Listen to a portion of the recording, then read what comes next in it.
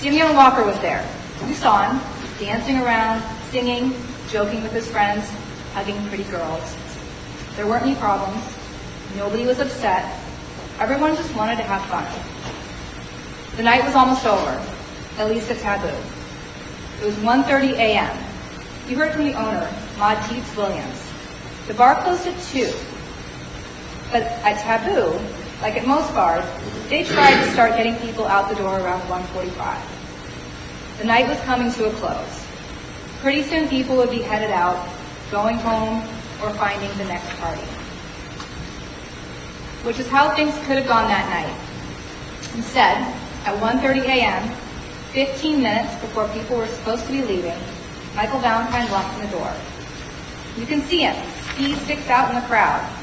He's the only person there wearing a white t-shirt on his head. He enters through the car door. Within just a few moments, you can see that Dimione sees this man. We don't know if Dimione recognizes him at that moment, but he's got Dimione's attention. Michael Valentine works his way through the crowd, across the bar. It's packed. It takes a little bit. You see on the video, Dimione stops dancing. He's not singing anymore. He's not the relaxed, carefree guy he had been. He hugs the girl, and he talks with her a little bit, but his eyes keep going back to the man with the white t-shirt on his head. It's a club. It's dark. It's crowded. But Dimione sees someone, and he's concerned. He moves in closer to the man with the white t-shirt to get a closer look. All of a sudden, Dimione starts walking quickly towards the door. It's like he's realized what's about to happen to him. His back is to Michael Valentine, and he's moving with purpose towards the door. The door is closed. We don't know what's on the other side. Neither does Dimione. And in a split second, just as Michael Valentine's hand comes up, Dimione turns around and quickly fires a gun. And he runs. Did this just happen out of the blue for no reason? We didn't hear anything from the state about why Dimione would do such a thing when they brought their witnesses in to testify. We never even heard from the state's witnesses whether these two people even knew each other. So let's go back.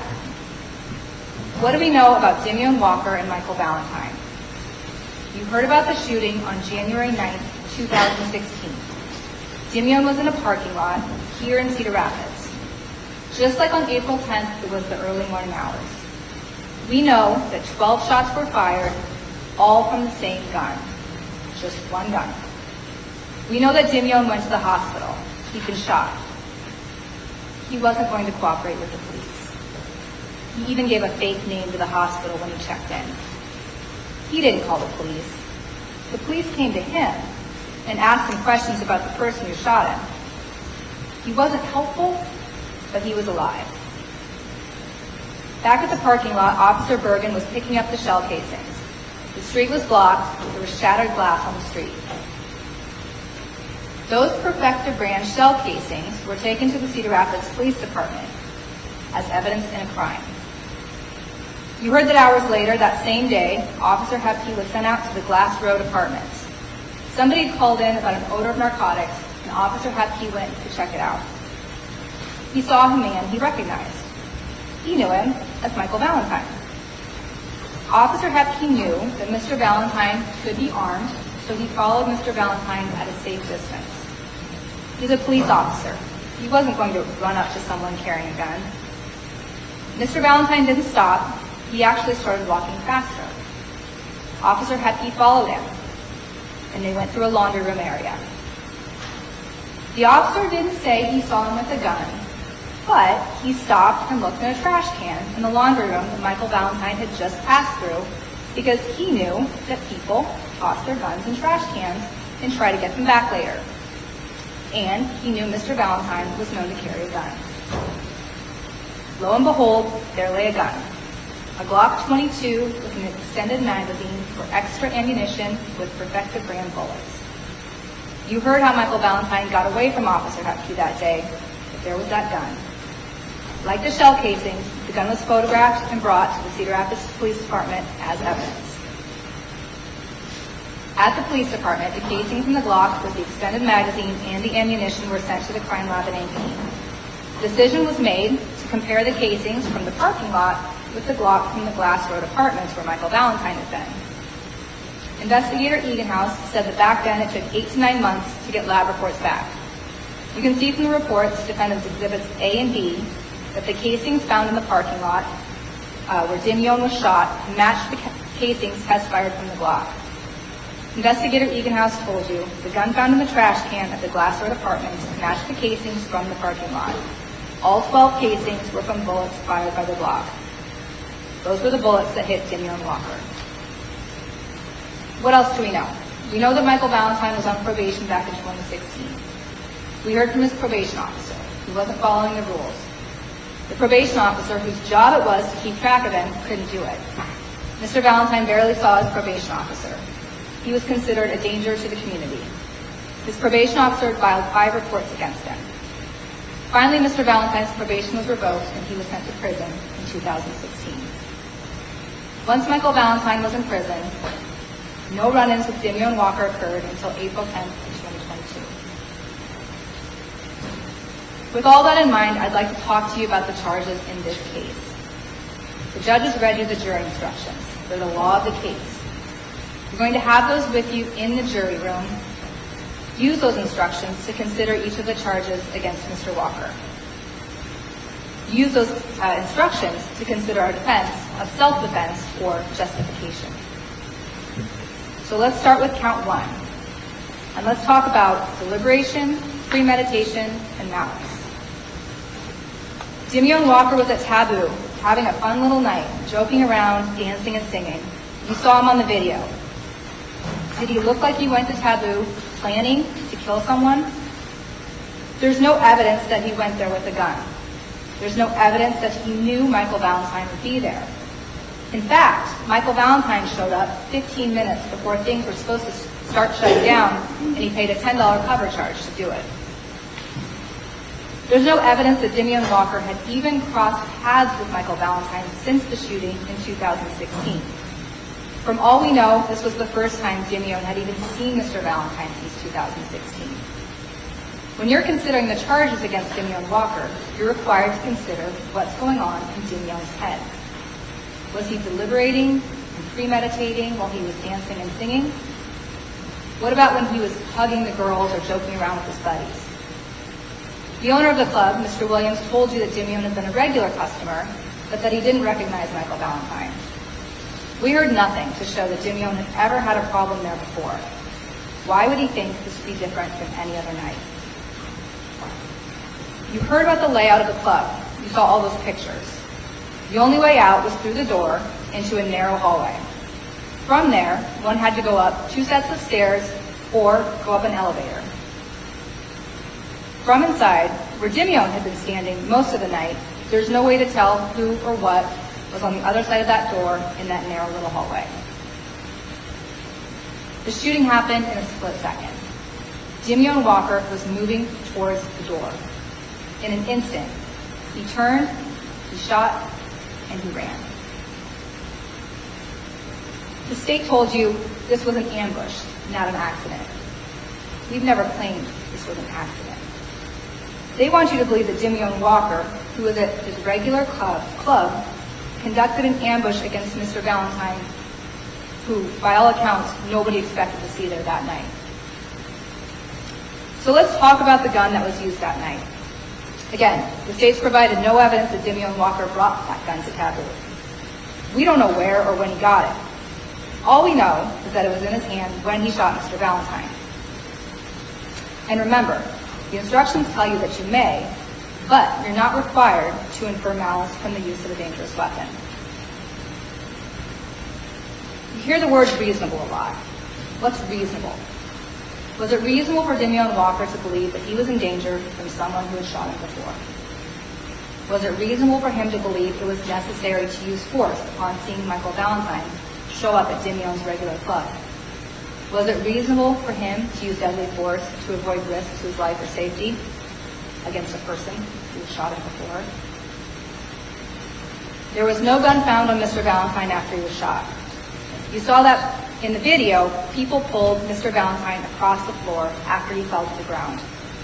He's pulled outside the frame of the video. You heard Dr. Klein testify that Mr. Valentine's body arrived at the medical examiner's office with his personal belongings. Those were the belongings that were found with his body. There was a cell phone charging cord, but no phone. How many 20-somethings don't have a phone? Was anything else missing? We can't tell.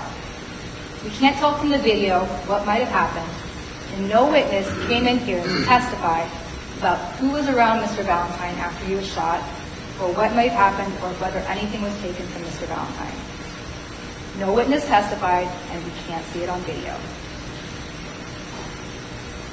What else could Dimione Walker have done under the circumstances?